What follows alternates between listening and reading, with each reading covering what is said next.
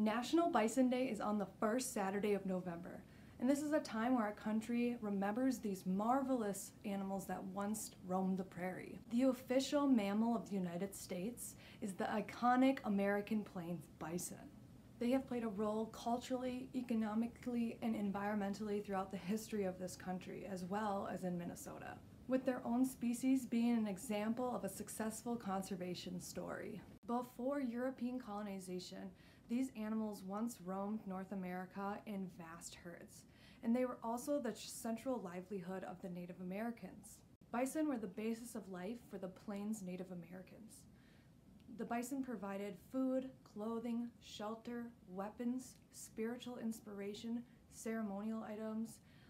They didn't waste anything. Tatanka is the Lakota word referring to bison, but it means big beast, which is really representative of these animals since a full-grown bull can get up to 2,000 pounds. Full-grown bison have a shaggy, long, dark-haired winter coat and a lighter weight, light brown coat for the summer.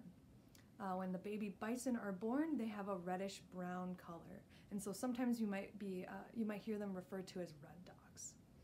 These different types of coat keep them warm in the different conditions they live in, especially in the really harsh cold winters. Even though bison are large mammals, they are herbivores, meaning they eat only plants. They graze among the grasses and sedges found in North American prairies. The bison daily schedule revolves usually around a 2-hour period of grazing, resting, chewing cud, and then moving on to a new area to graze on. As a bison ambassador volunteer at Minneopa State Park, one of the questions I get asked the most is, how is a bison differ from a buffalo? The American bison is not a true buffalo in the scientific sense of the word, but many people use the word buffalo to describe this animal. The only true buffalo in the world are the Cape buffalo found in Africa and the water buffalo found in Asia. Before European colonization, experts estimate the bison population to be about 60 million individuals that were living in the Great Plains. So now, where did all the great herds go? Intensive hunting of the bison did occur for profit to some, but the biggest decline in their population occurred when the Euro-Americans realized that they could change native culture by changing the bison population, therefore eliminating the bison. It seemed as though it was almost a concentrated effort to eliminate the bison to then change the people's way.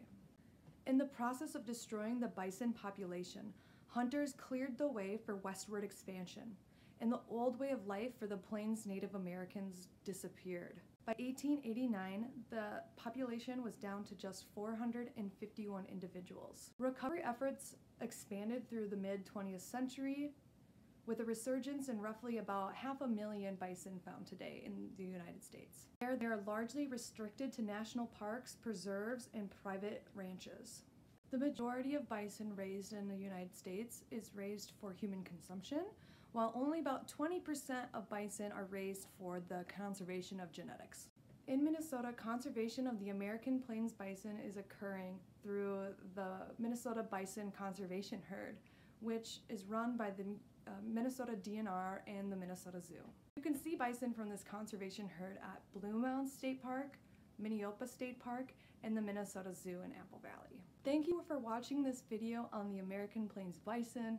I hope you can get out to some of these spots and view bison in their natural habitat.